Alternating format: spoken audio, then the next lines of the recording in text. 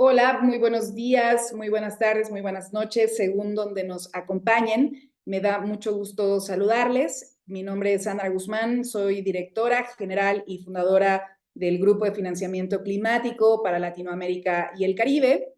Y en este momento les saludo como parte de la coalición México Resiliente, que es un grupo de organizaciones de la sociedad civil que han venido trabajando a lo largo de los últimos 2 años en una serie de propuestas que queremos ofrecer para mejorar la atención del cambio climático en un contexto como el actual, en donde la crisis climática está teniendo diferentes impactos en nuestro país. Y como sabemos, estamos en un momento muy importante a nivel político. Este año 2024 es un año muy importante porque 21,000 puestos de elección popular serán votados. La población tendrá la oportunidad de elegir a las y los representantes que estarán gobernando el país de 2024 a 2030.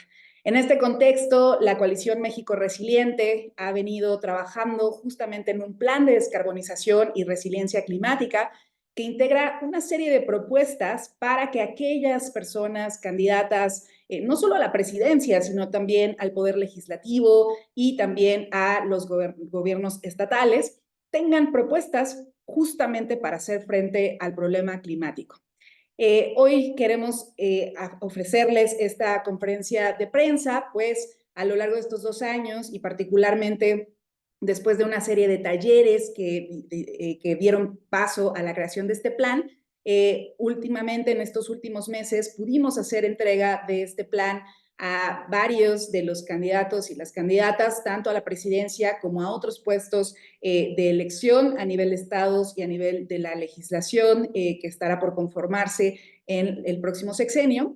Y a lo largo de estos días, pues nos hemos dado a la tarea de analizar justamente, pues, qué tanto estas propuestas que pusimos y que integramos, no solo basada en estos talleres, también basada en entrevistas, en donde justamente pudimos contar con la participación de más de 1,000 personas en la formulación de este plan, pues al habérselos entregado a todas y todos estos tomadores de decisiones, quisimos analizar hasta qué punto estas propuestas realmente fueron integradas en las plataformas, particularmente de las candidaturas presidenciales. En este sentido, esta mañana que estamos arrancando, precisamente vamos a presentarles este análisis y para ello pido que en la siguiente diapositiva podamos entonces comenzar con esta rueda de prensa.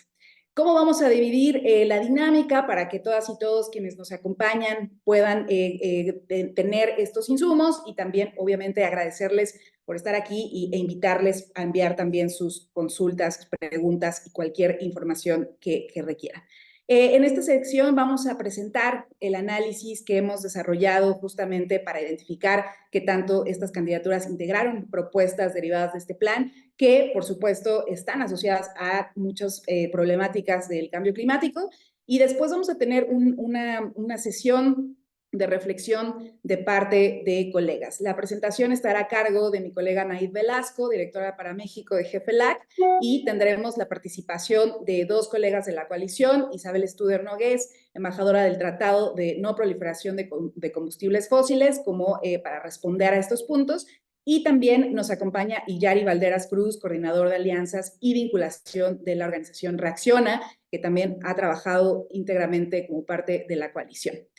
Primero, permítanme platicarles cuál fue la metodología, qué es lo que hemos estado trabajando para que mi compañera pueda platicarles de los resultados. En la siguiente diapositiva vamos a platicarles que lo que nos ha interesado a lo largo de todo este tiempo es conocer cuál ha sido la integración, hasta qué punto las y el candidato han integrado el problema de cambio climático en sus plataformas, qué tanto lo están integrando no solo en la narrativa, es decir, en los planteamientos que han hecho, sino particularmente qué tanto lo están haciendo en sus plataformas de manera explícita y cuáles son ya no solo los objetivos, sino también cuáles son las propuestas que tienen para alcanzar estos objetivos. En la que sigue, lo que queremos presentarles entonces es este termómetro climático que básicamente formulamos. Primero analizamos las plataformas de las y el candidato y comparamos sus plataformas con base en el plan de descarbonización y resiliencia climática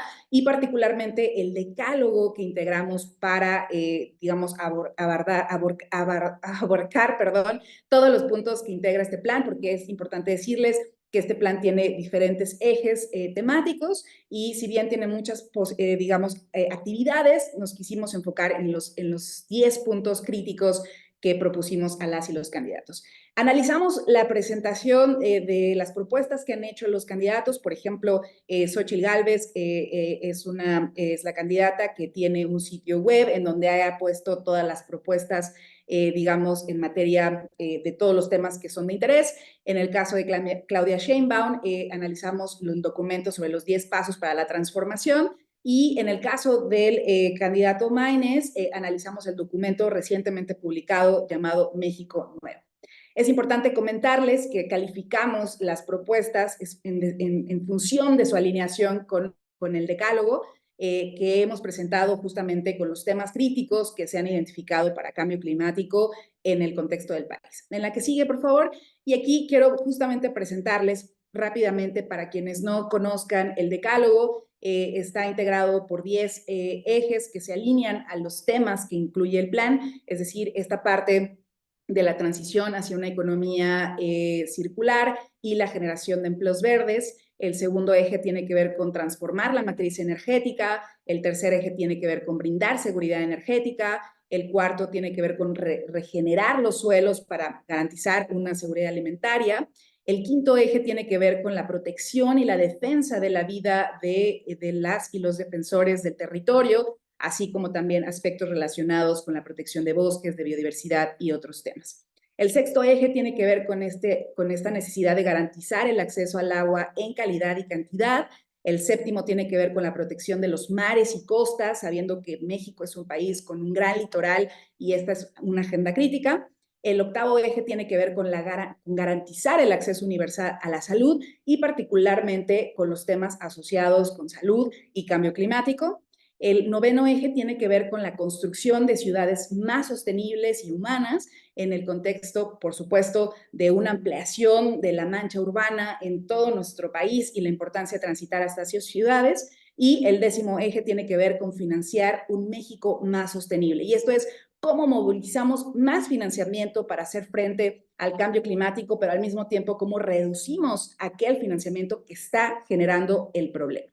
Entonces, a la luz de estos planteamientos que, como les comentaba hace un momento, entregamos a las y el candidato por diferentes vías, además de parte de sus equipos, pues quisimos dar un análisis para ver hasta qué punto las y el candidato han integrado estas visiones, estos objetivos, hasta qué punto tienen propuestas sobre estos temas, con el objetivo único de incitar o comentar y hacer un llamado a que de no considerar estos temas, lamentablemente estaremos en un momento muy crítico, porque como lo hemos mencionado a lo largo de los trabajos de la coalición, la década de 2024-2030 es una década única, muy importante para la acción climática, para la reducción de las emisiones de gases de efecto invernadero y sobre todo para promover justamente el incremento a la adaptación ante los efectos del cambio climático, porque ya no solo basta con reducir las emisiones, ahora tenemos que hablar grandemente y urgentemente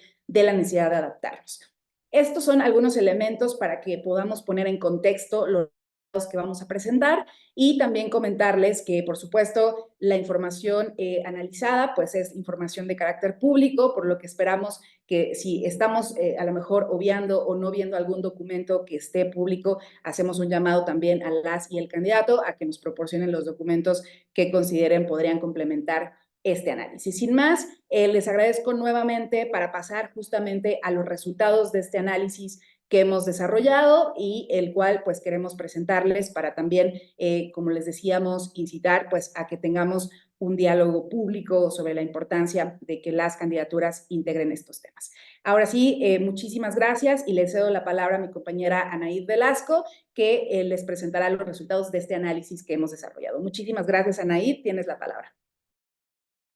Muchas gracias, Ann, y me uno al agradecimiento por haberse unido a esta conferencia. Entonces, sin mayor preámbulo, la siguiente lámina, por favor, voy a entrar a los resultados porque justamente quiero abordar pues estos 10 puntos con los hallazgos más relevantes que, por supuesto, ustedes después podrán profundizar en el documento que análisis que hemos hecho. Entonces, la que sigue, por favor.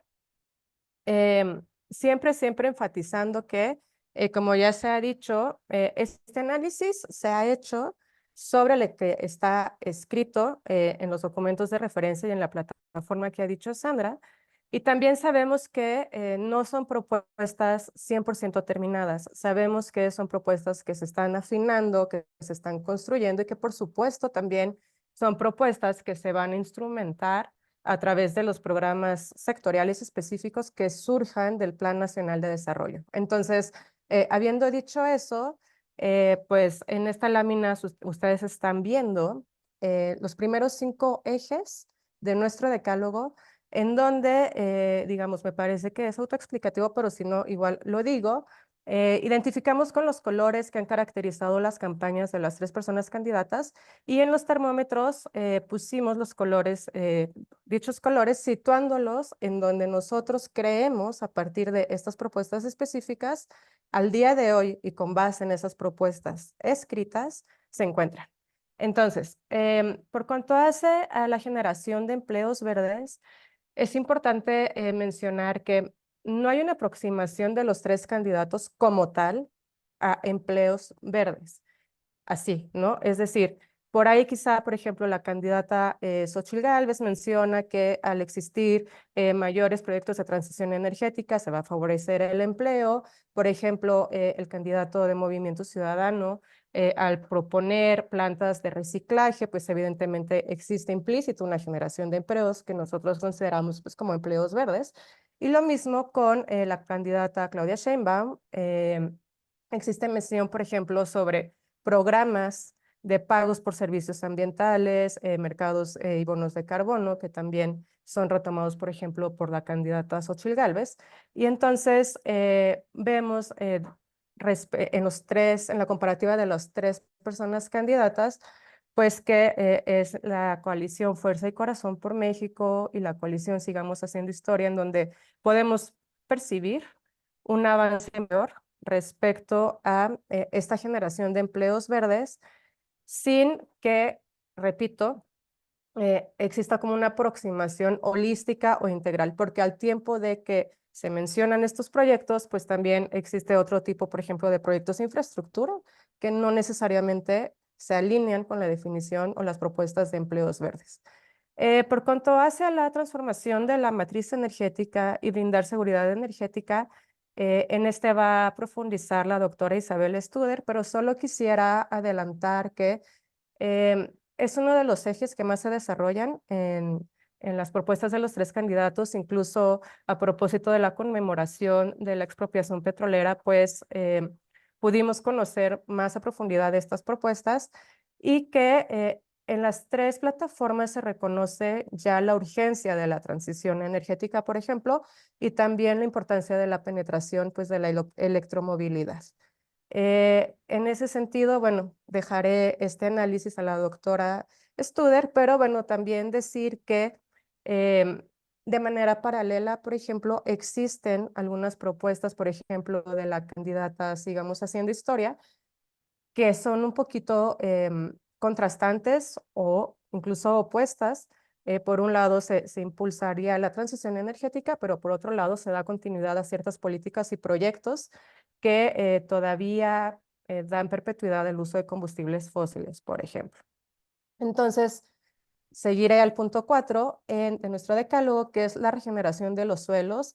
En este eje, nosotros contemplamos la regeneración de los suelos asociada a la seguridad alimentaria. Por lo tanto, todas aquellas propuestas que tienen que ver cómo se regeneran los suelos, su relación con los bosques, pero también cómo mejorar, por ejemplo, la productividad en el campo de manera sostenible, es decir, prácticas agroecológicas, entre otras, son las que tomamos como referente para otorgar, digamos, o medir en este termómetro cómo se están acercando o alejando las personas candidatas. Y en bueno, podemos ver que la candidata Xóchitl Gálvez y la candidata Claudia Sheinbaum van un poquito más aventajada en la percepción que existe y el reconocimiento que hay entre la importancia de proteger los suelos, la seguridad alimentaria, y hay por ahí, no profundizan mucho, pero sí que hay una mención entre la relación de los bosques, ¿no? La conservación de los bosques, los ecosistemas forestales en lo general, con esta importancia de preservar los suelos como elemento indispensable para la seguridad alimentaria, ¿no? Podemos ver variantes, claramente, por ejemplo, en la propuesta de Claudia Sheinbaum, de manera específica se da un peso a los transgénicos, es decir, no transgénicos, particularmente en el cultivo del maíz, que es bastante representativo de México y de nuestra región. Y por lo que hace a Xóchitl, se perfila muchísimo la necesidad de un desarrollo regional y, por ejemplo, estos programas que ya mencionaba de pagos por servicios ambientales, mercados y bonos de carbono para los productores en el campo, ¿no? Y sobre todo las comunidades indígenas y locales. Por cuanto hace al eje 5, en ese mi colega Yari Valderas también profundizará. Alude a la defensa y protección de la vida de las personas defensoras del territorio. Y en nada más adelantaría un tema. Las tres plataformas carecen de una mención expresa y específica de la implementación del Acuerdo de Escazú. A diferencia, por ejemplo, de otros instrumentos internacionales que sí vemos mencionados, por ejemplo, hay mención a mejorar el perfil y los compromisos de México en el contexto de la COP de Cambio Climático, por ejemplo, o la Agenda de Desarrollo Sostenible 2030, también es mencionada, por ejemplo, en las plataformas de la candidata Xóchitl y Claudia. El Acuerdo de Escazú son omisos y lo que hicimos en este análisis fue más bien tratar de ver elementos generales que contribuyen a la protección de las personas defensoras a través, por ejemplo, de fortalecer las fiscalías o las defensorías públicas, etcétera, etcétera. Y solo la candidata Xóchitl Gálvez sí que establece una propuesta específica para fortalecer el mecanismo de protección de personas defensoras de derechos humanos, pero en lo general. Es decir, falta la especificidad y el reconocimiento de la amenaza que existe en las personas defensoras de derechos ambientales. La que sigue, por favor.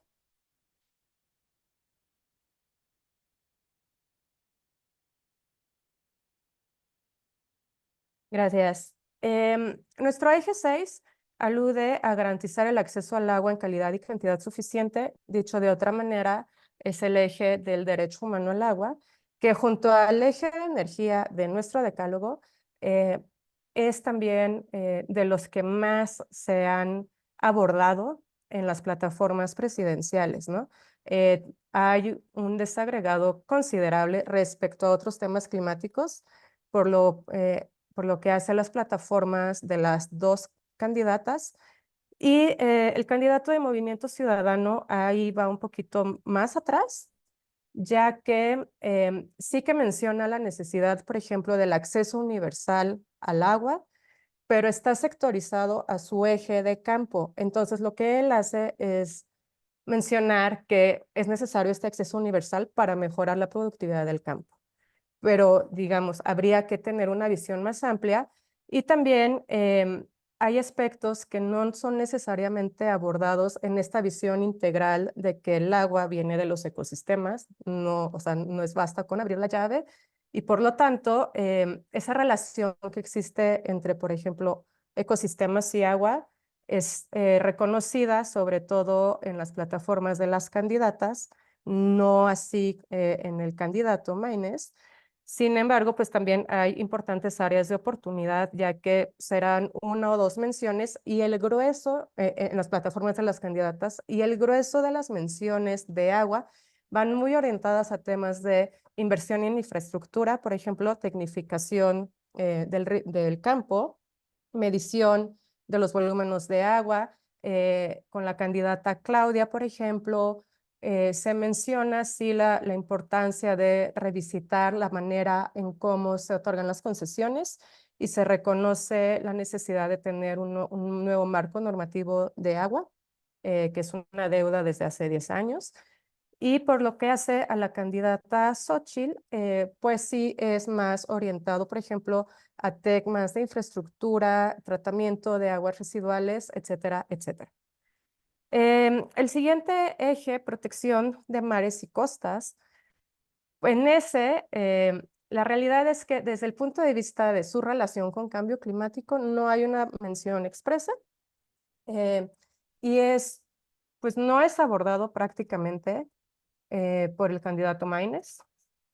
Y bueno, de ahí que lo pusimos en el extremo izquierdo, rojo. Y por las candidatas, digamos que haciendo un análisis en lo general, pues hay algunas menciones. Por ejemplo, nosotros dentro de este eje contemplábamos también no solo la parte de ecosistemas, pero, por ejemplo, actividades productivas, pesca y acuacultura que sean sostenibles, que sean resilientes al cambio climático. Y entonces, tanto la candidata Xóchitl como la candidata Claudia sí que ponen un par de propuestas, una cada una, en temas de pesca, alineada con la sostenibilidad. Y la candidata Claudia, por ejemplo, reconoce la importancia de reducir las emisiones y el impacto ambiental, por ejemplo, en la actividad portuaria, ¿no? Entonces, por eso es que está un poquito más adelante.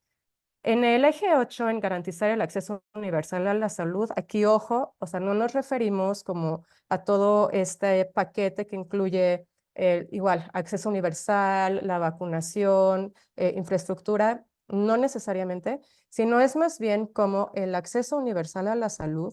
Por un lado, el sector salud, como todos los sectores, generan emisiones, el cual no es visibilizado en ninguna de las plataformas y que es un tema que se ha estado abordando bastante en el contexto internacional, en el contexto de la Organización Mundial de la Salud, por ejemplo. Y por otro lado, pues sí, cómo hacernos más resiliente bajo los impactos del cambio climático, los efectos que este tendrá en la salud humana. Entonces, por cuanto a la salud humana, hay sí algunas acciones en donde desde nuestro punto de vista la candidata Claudia va un poco más adelantada respecto a Xóchitl. Bueno, los últimos dos puntos son construir ciudades humanas y sostenibles. En este tomamos varios elementos, no solo el que ya mencionaba, que tiene que ver con electromovilidad o movilidad en las zonas urbanas, pero también tiene que ver con, por ejemplo, acceso a los servicios públicos dentro de zonas urbanas, la creación de espacios verdes o recuperarlos, cómo se están gestionando los suelos de conservación, cómo hacemos las ciudades también menos vulnerables a los impactos del cambio climático, etcétera, etcétera. Entonces, ahí podemos ver que la candidata Claudia va, en nuestra opinión, más adelante respecto a la candidata Xóchitl Gálvez. Ambas enfocan mucho sus esfuerzos en transporte público eléctrico, por ejemplo, en la necesidad de hacer más densas las ciudades, en el caso de la candidata Xóchitl Gálvez. Por ahí hay alguna mención o sea, no se desarrolla mucho sobre la necesidad de generar y recuperar estos espacios verdes, como que va más bien enfocado a lo que llamamos como la agenda gris, ¿no? Entonces, eso en cuanto a las ciudades humanas y sostenibles. Y va un poquito más atrás el candidato Maínez, quien curiosamente y muy en consistencia con, por ejemplo, su intervención durante el debate del domingo, la parte de ciudades, él la pone, bueno, está dispersa en diversos ejes de su documento, pero uno de ellos está inserto dentro de la propuesta de derechos de las personas con discapacidad. Entonces, él visibiliza la importancia de hacer las ciudades más accesibles para este grupo vulnerable y, por ejemplo, la construcción de más ciclovías, ¿no? Y finalmente, en el eje 10, que es financiar un México más sostenible, igual incluye un paquete que considera varias acciones. Va, por ejemplo, desde cómo hacer consistente nuestro presupuesto de egresos de la federación, no solo desde cuánto sale, no solo cuánto gastamos, sino desde la parte de ingresos, es decir, cómo estamos generando impuestos, contribuciones, tasas, derechos, y cómo esos impuestos son verdes o no, si tienen destino específico o no, y ayudan a la descarbonización de la economía, ¿no? Entonces, ese es un elemento. Otro, por ejemplo, es el financiamiento internacional. ¿Qué tanto existe un proyecto integral que sirva y alineado, que sirva para jalar cooperación internacional, pero no de manera segmentada o inconsistente entre sí, sino que exista una congruencia entre ellos, ¿no? Otros, por ejemplo, es reducir los subsidios a los combustibles fósiles, etcétera, etcétera. Y ahí, pues podemos ver que Movimiento Ciudadano lleva la delantera en la sostenibilidad de las finanzas.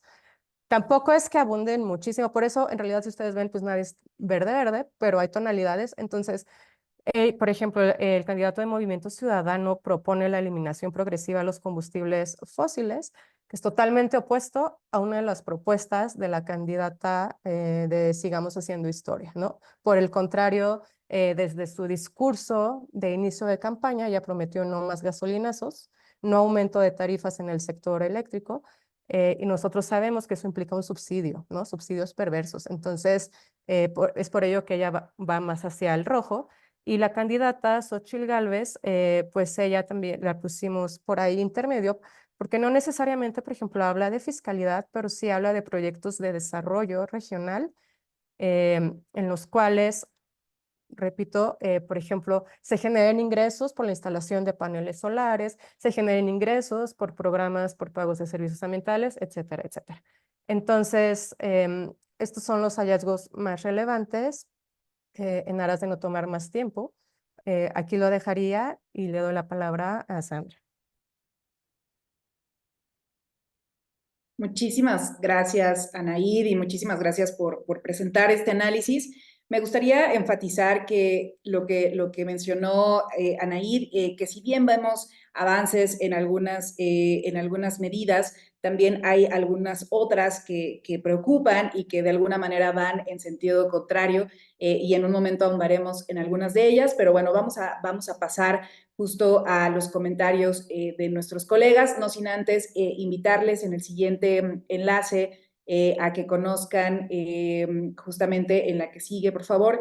Aquí van a poder conocer más quienes no tengan el documento del plan de descarbonización. Les invitamos a que puedan escanear el QR para que puedan acceder a él y puedan conocer todas las propuestas que hicimos llegar a las y el candidato. Y sobre lo cual estamos haciendo el análisis que hemos presentado hoy. Vale decir que esta es la primera de varias conferencias que estaremos haciendo a lo largo de estos 2 meses, monitoreando justamente este tema. Entonces, en un momento les invitaré a hacer otras actividades también, pero por el momento quiero darle la palabra a mis colegas, quienes nos acompañan también, para comentar justamente 2 agendas que son sumamente críticas. Hemos hablado a lo largo de muchos años que para la atención de cambio climático en México en particular, uno de los temas centrales es alcanzar la transición energética justa, y como lo mencionaban ahí, si bien es un área en la que las y el candidato han manifestado ciertos avances, por ejemplo, para la transición hacia energías renovables, también hay otros elementos que no necesariamente se alinean a esta transición. Por eso me da mucho gusto darle la bienvenida a nuestra querida Isabel Studer para que nos pueda dar un comentario sobre estos retos que estamos observando de cara a pues, la integración de la transición energética justa en las plataformas políticas y el llamado a la acción. Isabel, muchísimas gracias por estar aquí. Tienes la palabra. Al contrario, muchísimas gracias, querida Sandra, no solo por invitarme, sino por emprender esta gran iniciativa tan importante para contribuir a un voto informado. Creo que es un primer paso muy importante de la participación activa de la sociedad, dado que la democracia no solamente es representativa y por lo tanto implica que ejerzamos el derecho al voto, sino también que seamos participantes activos, que tengamos una participación activa desde la sociedad, pues, para contribuir a que estas propuestas que quizá no se consideren tan prioritarias, pues reflejen el sentir de crecientes sectores de la sociedad. Y yo creo que esta Alianza México Resiliente pues demuestra que hay una sociedad cada vez más involucrada, participativa y comprometida con la mejora del país. Entonces, quisiera añadir además que, como quizá muchos de los que están aquí saben, también estamos impulsando este eje de la transición energética justa con varias organizaciones de la sociedad civil, y aprovecho para comentar que el 25 de abril estaremos dando a conocer un documento más específico en el tema de transición energética. Es una agenda que sabemos es muy amplia, como ya lo mencionó Sandra, pues es un tema central, el combate, la lucha contra la emergencia climática. No es un tema marginal, pero también requiere un cambio sistémico y por lo tanto a veces es difícil en unas propuestas o en poco tiempo, pues hacer un análisis más profundo y que, bueno, que tenga, digamos, haga justicia también a las propuestas que se están haciendo. Entendiendo que además las propuestas de campaña pues no son planes ni programas tan elaborados y que a veces no cuentan, digamos, con metas específicas o cuantificables, o que hablan mucho del qué, de los objetivos, pero no hablan del cómo. Yo creo que, como ya lo dijo muy bien Anaí, en este tema, pues tenemos buenas noticias porque sí hay una referencia y sí el tema de transición energética está plasmada en las propuestas de las dos candidatas de la coalición Sigamos Haciendo Historia y de la coalición Fuerza y Corazón, así como del candidato Movimiento Ciudadano. Entonces yo creo que es una buena noticia, o sea, que sí se haya integrado este tema que es fundamental, no solo para la lucha climática, sino también para el futuro del país en términos de la movilización de inversiones, de la generación de empleos, de la modernización en general de un sector energético que está enfrentando disrupciones muy significativas a nivel mundial. Entonces, déjame comenzar con el punto del decálogo, el punto que hace referencia específicamente a la transformación de la matriz energética, asegurando que la generación y el consumo de electricidad sean renovables, descentralizados y con beneficios justos e inclusivos. Con respecto a este tema, pues la verdad da gusto ver que efectivamente tanto para el equipo de Claudia Sheinbaum como para el equipo de Xóchitl Gálvez, es claro que se tiene que hacer una inversión en las energías renovables. Entonces, sí hay una referencia explícita, sobre todo en la coalición de Sigamos Haciendo Historia, no solamente a maximizar, que así usan esa palabra, la penetración de energías renovables, sino también un tema significativo que es el aprovechamiento del potencial de eficiencia energética. Habrá que mencionar que este tema siempre se menciona, pero se deja marginado. Ni siquiera la estrategia de transición energética, la última que se presentó, pues tiene una meta específica al respecto, cuando es un área de oportunidad enorme, sobre todo considerando cómo ha aumentado el consumo de energía en general en México, en particular de electricidad. Y también se habla de ese tema, de la importancia de electrificar lo más posible. Yo creo que este es un tema crucial porque vamos hacia la electrificación y o sea, es un paso muy importante para la reducción del uso de combustibles fósiles, en particular gasolinas, diésel y turbocina, por ejemplo, ¿no? Entonces, el tema también de erradicar la pobreza energética e impulsar la equidad de género. Entonces, digo, cuando uno lee esto, bueno, pues le da gusto saber que hay un énfasis en esta materia, igual que para la candidata Xóchitl Gálvez, en donde sí se hace explícita la necesidad de acelerar la transición hacia energías renovables y disminuir la dependencia en los hidrocarburos, así como utilizar fuentes limpias y incluyendo geotermia y otras fuentes renovables. Y hace una referencia explícita cómo esta transición nos va a permitir generar empleos verdes y sobre todo una apuesta importante a las energías renovables. Entonces, bueno, pues da gusto ver que estas dos candidatas hacen esta referencia explícita. No, el candidato Maínez no hace una referencia explícita a este tema de las renovables, aunque sí se menciona a lo largo de su propuesta. Por otro lado, pues una vez que uno ha leído esto, se ven algunas contradicciones claras en la propuesta de la coalición de Continuemos Haciendo Historia, porque pues cuando se habla de seguridad energética, se menciona que por ejemplo, las plantas de Iberdrola, las plantas de gas que pues, ahora se utilizan para cogeneración, pues van a incrementar la seguridad energética y se hace eh, digamos, un reconocimiento a manera de, pues uno lo entiende como que va a haber una continuidad de las políticas de la cuarta T en torno a una política energética basada en soberanía, en autosuficiencia y sostenibilidad. Pues la idea de recuperar la rectoría del Estado sobre el petróleo y la electricidad como una fuente para garantizar el suministro energético, cuando en realidad sabemos que pues, esas metas no se cumplieron, sabemos que esas políticas en realidad no permitieron reducir la dependencia de las importaciones y por lo menos tampoco esas políticas permitieron visualizar una mayor sostenibilidad, o sea, una reducción en las emisiones.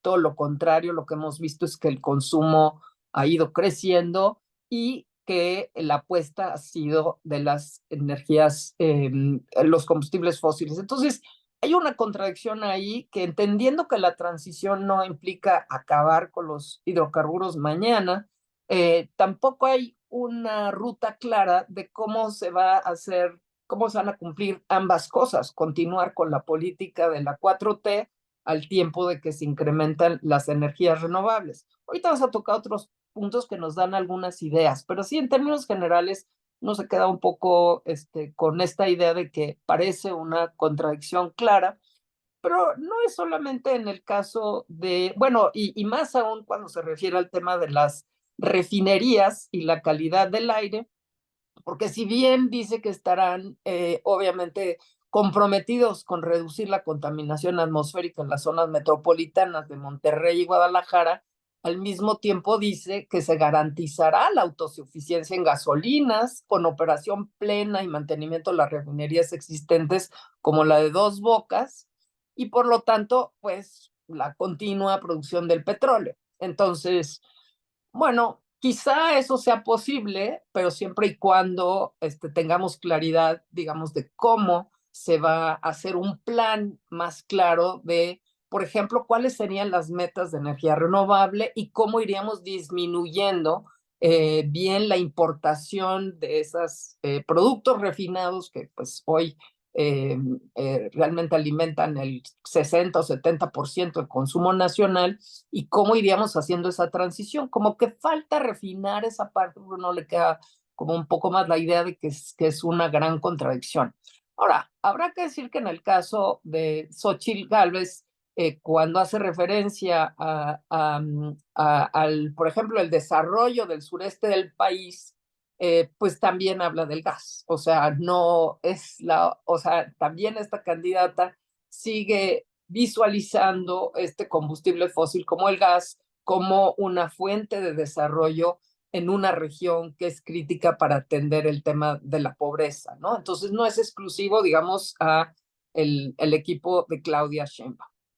Ahora, déjenme rápidamente mencionar alguna otra consideración general sobre la eliminación de los combustibles fósiles, porque sí, igual que el gobierno actual, se hace una referencia explícita en las propuestas de Claudia Sheinbaum a no permitir la explotación de hidrocarburos a partir del fracking. Y bueno, se dice que se tiene que romper la inercia, redireccionar el sector hacia un futuro genuinamente sostenible, pero que solamente se va a reconocer si entendemos que hay un declive geológico, que efectivamente hay en las energías fósiles, y que, bueno, pues tenemos que apostarle a la abundancia de las energías renovables, pero que tienen limitaciones, ¿no? Entonces, nada más se hace una referencia así general de que se van a reemplazar los combustibles fósiles por energías renovables. Entonces, que se van a reemplazar los derivados del petróleo por energías alternativas y, sin embargo, que se van a aprovechar al máximo las coquizadoras para dejar de producir combustóleo. Entonces, no nos queda muy claro a partir de esta propuesta, o sea, cuáles serían gradualmente los cambios en esta transición, pero están ahí algunos elementos que creo que el mismo equipo de Claudia Sheinbaum pudiera hacer un esfuerzo para profundizar, digamos, la hoja de ruta que están proponiendo. Ya sé que me queda muy poco tiempo, ya me pasé del tiempo. Quisiera nada más mencionar que hay un tema que aquí se mencionó y que sé que es muy importante. ¿Qué pasa con los subsidios de los combustibles fósiles? Porque, pues sí, podemos tener toda la intención de hacer una transición hacia las energías renovables, hacer más eficiente la matriz energética, a quizá reducir lentamente o gradualmente los combustibles fósiles, pero si los seguimos subsidiando, pues va a ser muy difícil que puedan prosperar las energías renovables. Y ahí nada más mencionar que sí, un punto muy importante es el compromiso que hace la coalición Sigamos Haciendo Historia, de mantener los precios energéticos, que los aumentos sean menores que la inflación.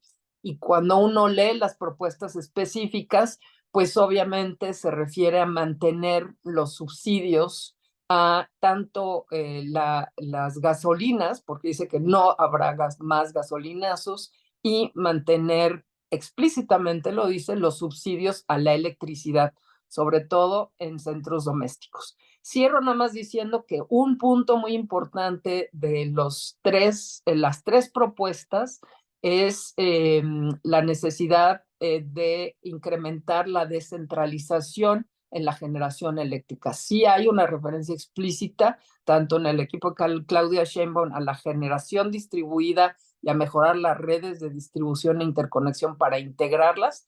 Y en el caso de Xóchitl, creo que es la propuesta más avanzada en términos de el federalismo en las políticas energéticas, pero también una democratización de la electricidad para que las comunidades en general locales, pero en particular rurales, tengan acceso a electricidad. Entonces creo que está mucho más equilibrado en ese sentido. También en el caso de Jorge Maínez, habla de la importancia de las comunidades y el desarrollo, la generación de electricidad. Muchísimas gracias, pues como ven, es un tema muy amplio, pero pues pronto les mandaremos también el análisis y el estudio más puntual y profundo de todas estas recomendaciones y propuestas.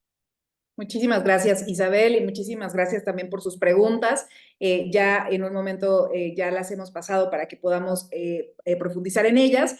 Y por el momento me gustaría darle la bienvenida a Yari Valderas, que como les expresábamos, nos va a contar justamente su reflexión sobre estas propuestas y en particular un eje que, como mencionábamos hace un momento, pues nos preocupa, que tiene que ver con la defensa del territorio y lo que tiene que ver con el Acuerdo de Escazú. Así que, Yari, muchísimas gracias por estar aquí y tienes la palabra.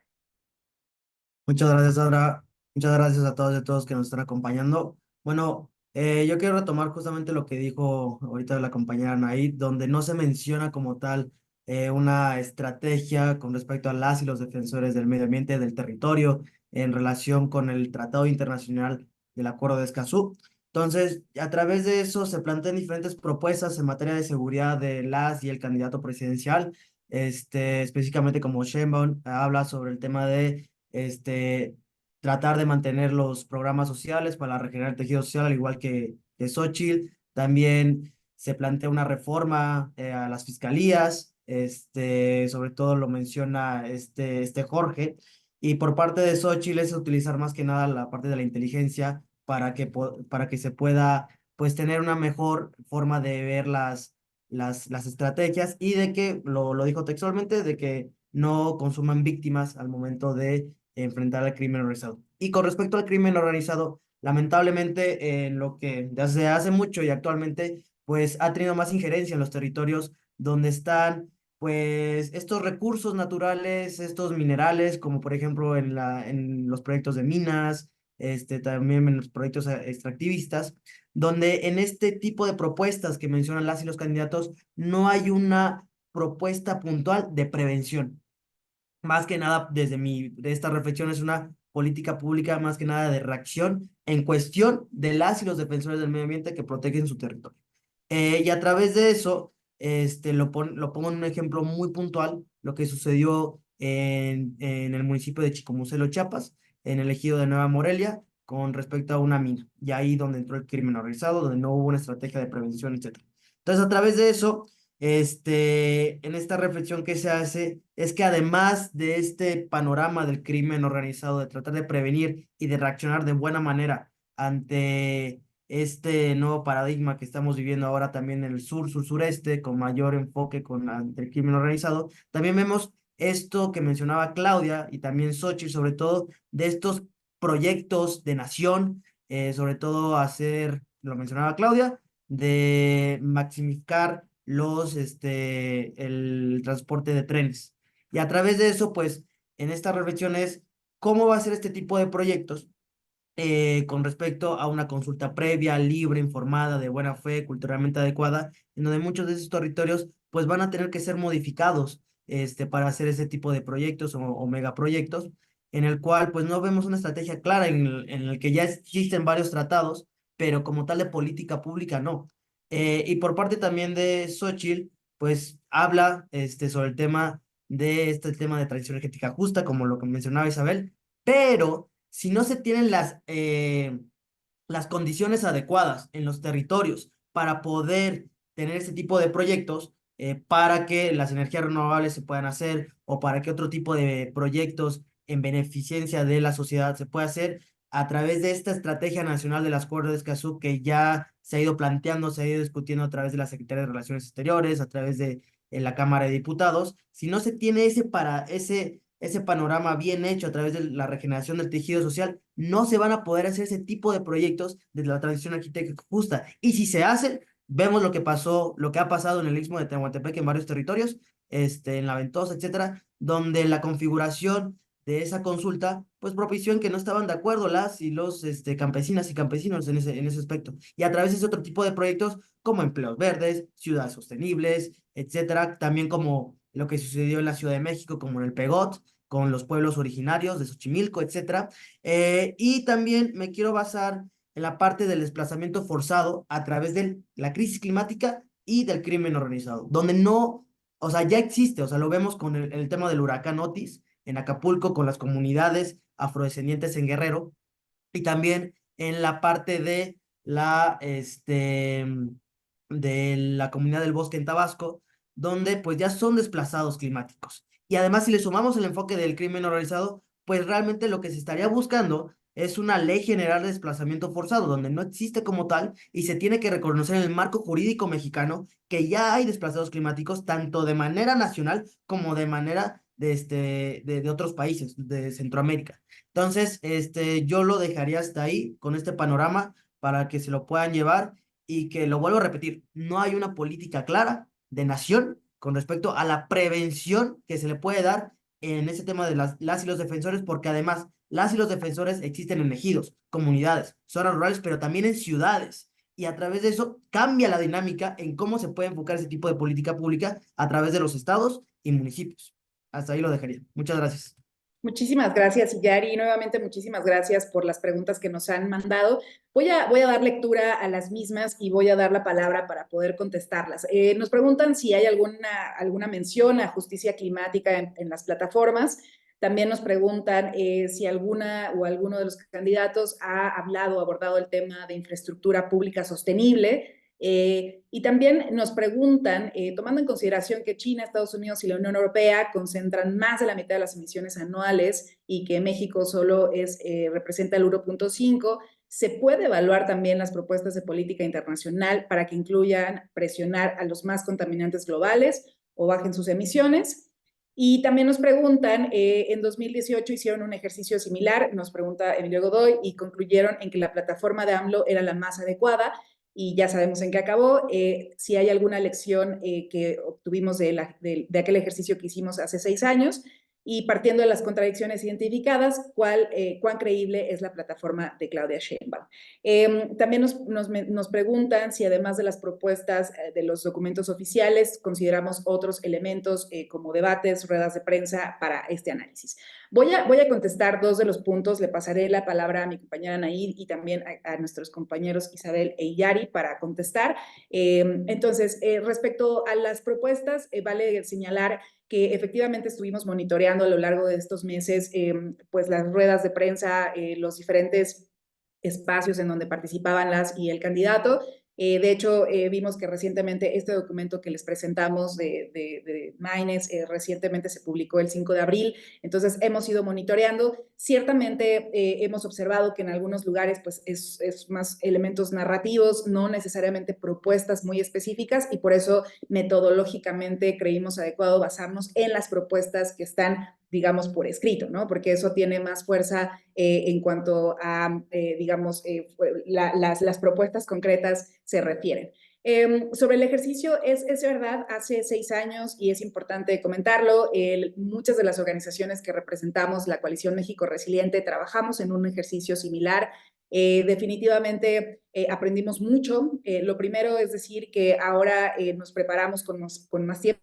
Durante 2 años, como les platiqué, estuvimos trabajando para la integración de este plan, y es muy importante comentarles que para la coalición las elecciones son un momento, son un hito, pero no son el destino. Es decir, las elecciones van a ser muy importantes. Nos importa que las y el candidato o los candidatos que estuviesen integrando las plataformas consideraran la agenda de cambio climático, y para ello queríamos proveer una serie de propuestas. Y claramente lo que nos interesa es después quien gane, color que sea, partido que sea. Como organizaciones somos apartidistas, no somos apolíticas, pero nos importa que quien gane tenga esto en el centro de sus propuestas, y nuestro objetivo es después llevar este plan al Plan Nacional de Desarrollo y seguir impulsando estas agendas. Es verdad que muchas promesas se hacen en las plataformas, eso creo que no lo vamos a poder evitar. Estamos haciendo un análisis, pero sobre todo estamos acercando esta información a las y los candidatos justamente para impulsar y colocar este tema en la agenda. Y concluyo diciendo que hay una visión, muchos políticos han dicho que la agenda de cambio climático no es de interés y por lo tanto no hacen propuestas sobre este tema, y justamente queríamos con este ejercicio evidenciar que la agenda climática es de interés, y habemos muchísimas organizaciones que hemos ganado mucha experiencia a lo largo de estos años, y nuestro objetivo es incidir en que estas plataformas realmente pues posicionen el tema. ¿Qué tanto están diciéndonos la verdad? ¿Qué tanto van a cumplir? Es algo que no podemos, no está en nuestras manos. Nosotros estamos haciendo un análisis y seguiremos impulsando, y justamente lo que buscamos pues es que se entienda que cambio climático no es solamente un tema ambiental, es un tema transversal, que es económico, es social, es político, y esa es justamente la visión de la coalición, ¿no? Este tema es transversal, tiene que ver con mares, tiene que ver con energía, con transporte, con ciudades y con muchos otros temas, y no solamente un eje ambiental. Entonces paso con mi colega Anaid para las otras preguntas, y también le daré la palabra a Isabela y Yari para que también puedan hacer alusión a las preguntas que nos están poniendo en el chat. También les invito a leerlas para que también las tengan a la mano. Anaid, por favor. Muchas gracias. Me voy con lo de, si se ha mencionado expresamente justicia climática, como tal en los documentos que hemos revisado, ¿no? Es decir, no dice justicia climática, pero sí que podemos identificar elementos que conforman a la justicia climática, ¿no? O sabiendo que es esta justicia que intenta reivindicar los derechos de los grupos más marginados. Entonces, por ejemplo, sí que se visibiliza la necesidad de dar apoyo a típicamente grupos indígenas, personas con discapacidad, mujeres, la niñez, etcétera, etcétera. Pero sí que hace falta ese enfoque desde justicia climática, empezar por nombrándola, ¿no? Por otro lado, llama la atención porque el candidato Maynes, por ejemplo, hacia finales del año pasado, justo estaba viendo, tiene propuestas y tiene el concepto de justicia climática, pero en el documento que nosotras revisamos, ni siquiera viene cambio climático, entonces menos, o sea, nombrado tal cual. Entonces, eso también tomarlo en cuenta. Respecto al tema de la infraestructura sostenible, Sí hay mención, o sea, es igual, ¿no? Por ejemplo, existe esta cuestión sobre generar estos proyectos de renovables, existen pequeñas y medianas empresas que estén alineadas a la sostenibilidad, por ejemplo, en la propuesta de Xóchitl, en la propuesta de Claudia, por ejemplo, infraestructura sostenible desde el punto de vista de la reducción de emisiones del sector de puertos, ya lo mencionaba. Entonces, también hay elementos dispersos, pero no es que exista una integralidad en esta estructura que toda sea sostenible, porque ya como lo mencionaba la doctora Isabel, por ejemplo, hay continuidad de algunos proyectos como refinerías y demás. La candidata Xóchitl dice, bueno, veamos, revisemos, preguntemos y luego decidimos qué hacemos con esos proyectos, ¿no? Entonces, no es que diga los vamos a cancelar, pero tampoco dice los voy a seguir, sino los van a analizar, etcétera, ¿no? Ciclovías también es infraestructura sostenible por parte del candidato Maínez. Por otro lado, quisiera ahondar en esta pregunta que hacía el compañero Emilio Godoy, algo que es muy relevante respecto a la que también asociado al enfoque con las propuestas de Claudia Sheinbaum y su plataforma. Si bien hay aciertos que ya los hemos visibilizado y estos desaciertos, hay elementos transversales que nos preocupan muchísimo. Ustedes no lo van a haber escrito en este análisis, pero no por ello lo quiero dejar de mencionar y es por ejemplo, en su eje de hacer eficientar la gestión de la administración pública, hay una propuesta específica que dice eliminar la manifestación de impacto regulatorio para en varios excepciones. Y una de las excepciones es para los decretos del presidente, ¿no? O sea, decretos emitidos por el titular del Poder Ejecutivo. Para las personas que no son expertas en este lenguaje, les voy a decir cuál es el efecto práctico de eso. Si la doctora Claudia Ganase, si lleva adelante esta propuesta, por ejemplo, los decretos para áreas naturales protegidas son emitidas por el presidente. Y si quedase este cambio, ya no pasarían a consulta pública en la Comisión Nacional de Mejora Regulatoria, la CONAME. Y se perdería un espacio importantísimo en términos de acceso a la información y acceso a la participación en términos del acuerdo de escaso, por ejemplo.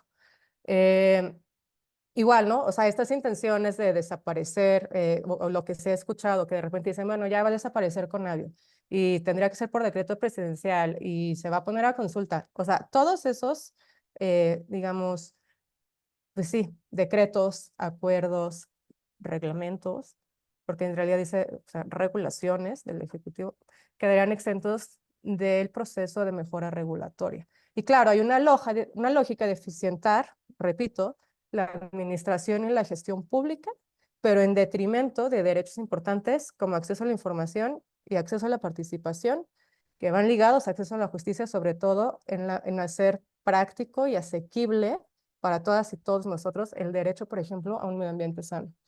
Entonces, quiero poner como un poquito rojo en ese. Y entonces, incluso si no existiera esta continuidad de proyectos, simplemente esa propuesta pues podría generar algunos conflictos, ¿no? O algunas consecuencias bastante negativas en la gestión climática y ambiental.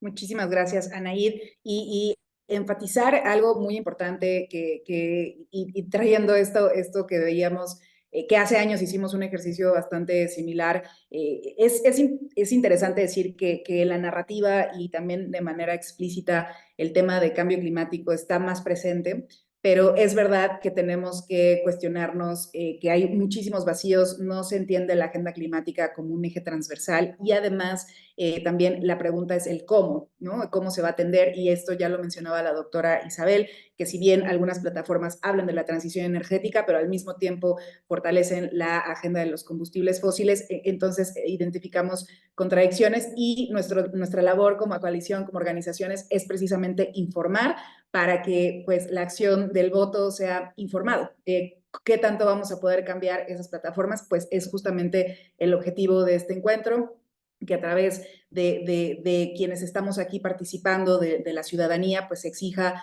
justamente esa participación mucho más activa. De hecho, quiero invitarles y le pido a mi colega Janet a firmar una petición. Digamos, como ciudadanía lo que nos queda es exigir, es brindar información para que haya un voto informado, y tenemos una petición justo para que las y el candidato participen y sobre todo integren estas propuestas y fortalezcan las propuestas que ya tienen, porque como lo comentaban las y el colega, ya hay propuestas, pero no son compatibles muchas de ellas, y es un llamado pues a garantizar esa compatibilidad. Así que en lo que les invito a hacer esta firma, nos estamos quedando sin tiempo, pero no quiero dejar de darle la palabra a Isabel y a Yari para que puedan hacer una reflexión en respuesta a estos comentarios en un par de minutos. Isabel, muchísimas gracias, tienes la palabra. No, muchísimas gracias. Pues muy rápido, hay muchas cosas que quisiera comentar, pero a ver, rápido, la primera pregunta sobre por qué, o sea, si México tendría que tener un papel más activo en términos de exigir la reducción de emisiones. Pues por supuesto, o sea, digo, llama la atención que México haya perdido esa oportunidad. No solo México se está quedando sin recursos de combustibles fósiles, lo cual está incrementando la seguridad energética, y esto es un tema geológico, como reconocen las mismas propuestas de la coalición Haciendo Historia. Pues necesitamos realmente pensar en esa transición energética como una clave para no solo la seguridad energética, sino que México es uno de los países más vulnerables al cambio climático a nivel mundial. Según el índice de riesgo mundial de 2023, México está en el segundo lugar de mayor riesgo en el mundo, de los países de mayor riesgo en el mundo, segundo lugar, incluyendo el cambio climático. Y también, o sea, decir que, por supuesto, enfatizar que no podemos, como bien decía Sandra, pues asegurar que van a cumplir con estas propuestas. Las propuestas de campaña son eso. Sin embargo, sí quiero enfatizar un punto que mencionó Sandra, y que ahí es donde el papel de la sociedad es crítico y fundamental, porque no es cada elección que tenemos que hacer este ejercicio, sino que le debemos dar un seguimiento puntual y constante a lo largo del sexenio y del próximo sexenio. Yo creo que es la única manera en que podemos incidir en que estas propuestas sean una realidad y que no se queden en el mero papel, sino que realmente se implementen. Y sí llamar a una congruencia, porque efectivamente no hay una congruencia, porque cuando no se tienen metas cuantificadas y cuantificables, es muy difícil tener una congruencia. Hablamos del qué, como ya se dijo, y no del cómo. Muchas gracias, y perdón por no contestar las otras preguntas, están muy buenas, pero ya no hay tiempo. Muchísimas gracias. Gracias, Isabel, muchísimas gracias. Y Yari, por favor, tienes la palabra. Sí, yo quisiera que se quedaran con la parte de que la crisis climática es transversal, que donde no, si no existen condiciones en los territorios, ciudades, etcétera, no se van a poder hacer estos proyectos que está diciendo la doctora Isabel u otro tipo de proyectos en ciudades.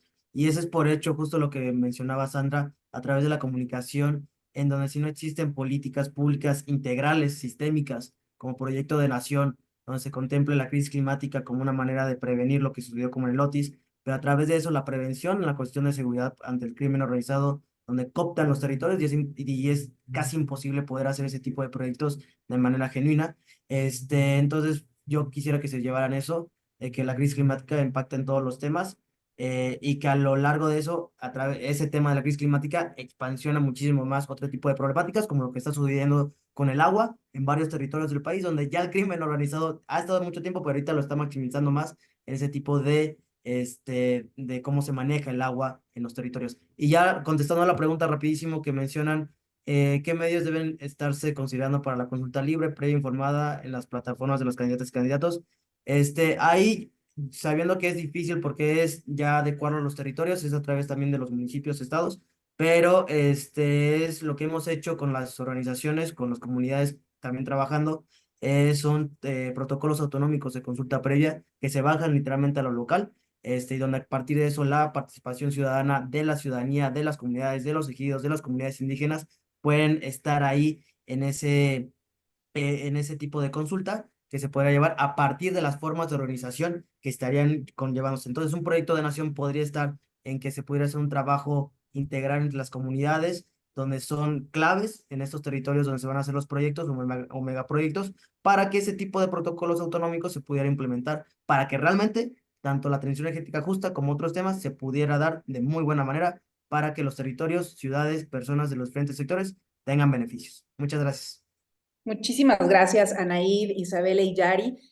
Concluimos esta conferencia y les agradecemos muchísimo por todas sus preguntas. Solo 2 puntos que me gustaría mucho enfatizar. Y lo primero es que el exigir la reducción de las emisiones de gases de efecto invernadero a los países desarrollados, desde luego que es una misión que es una constante, pero eso no tiene que, digamos, contraponerse con la exigencia de reducir las emisiones en el caso de México. Y creo que es justamente el mensaje. Por supuesto que estos países tienen que cumplir con sus compromisos ante la Convención, pero en el caso de México también tiene compromisos que hoy no están en cumplimiento y esto es una violación de la ley y esto es muy importante decirlo. Lo segundo es que México tiene grandes oportunidades, ya lo mencionaban los colegas, los combustibles fósiles no son infinitos y eso quiere decir que al seguir, digamos, dejando que nuestra economía dependa de estos combustibles fósiles es también un atentado contra nuestra estabilidad fiscal, financiera, y esto también tiene que motivar a la transición de una manera justa, porque hoy por hoy las prioridades de la población en México tienen que ver con el empleo, con la reducción de la pobreza, con el hambre, con la inseguridad, y todos estos temas de una u otra manera tienen que ver con cambio climático también, y por eso el llamado es no verlo de una manera sectorializada, sino verlo con esta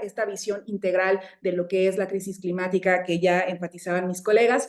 Tienen razón en comentar que hay muchos elementos que faltan, no hay un plan de seguridad alimentaria, no hay un plan de resiliencia, no hay una mención cada vez más explícita de la adaptación al cambio climático, hay muchas carencias y justamente el llamado de esta conferencia es a decir que las propuestas hoy por hoy no están atendiendo la emergencia climática de manera integral y es un llamado porque creemos que las y el candidato todavía tienen la posibilidad de mejorar sus propuestas, todavía tienen la posibilidad de hacer una buena, digamos, presentación de propuestas integrales para que la gente realmente pueda ver que hay interés en el tema. Desde luego, no podemos garantizar muchos de los procesos y propuestas que están en estos planteamientos, a veces no se cumplen. Lamentablemente, esta es una cuestión política, pero está en nosotras y en nosotros como ciudadanía exigir el cumplimiento de aquellas metas que se propongan y, por supuesto, sí que dar seguimiento a las propuestas, porque hoy sí sabemos, en respuesta a lo que comentaba Emilio,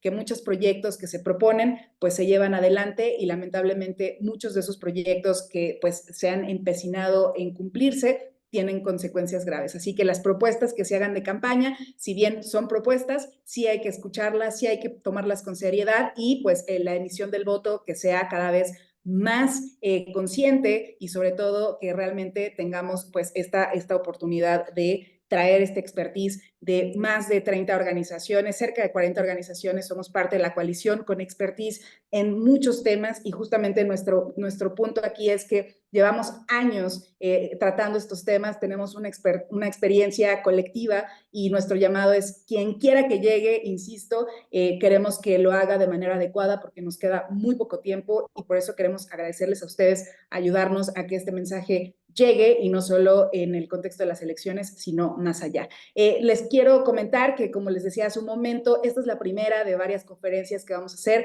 Llevamos a cabo varios talleres regionales, es decir, en varios estados que también estarán en proceso electoral, así que también vamos a tener una presentación sobre cuáles son esas propuestas que vemos a nivel de los estados para que conozcan y sobre todo porque, pues, como lo hemos dicho, la crisis climática no solo está en la Ciudad de México, no solo está en el nivel de la federación, está en todo el país, así que todos los aspirantes a puestos de elección popular tienen que integrar esta agenda climática si realmente quieren ser exitosos y exitosas en su labor y avanzar hacia adelante. Y por supuesto, invitarles a seguiremos acercando toda esta información a las y los candidatos y bueno, que el compromiso de la coalición es justamente pues informar, que tengamos la información al alcance de la población y esa es nuestra misión, deseando que obviamente tengamos impactos importantes tanto a nivel nacional como lo que tiene que ver con los compromisos internacionales. Sigan de cerca también a las organizaciones parte de la coalición. Les invitamos a conocer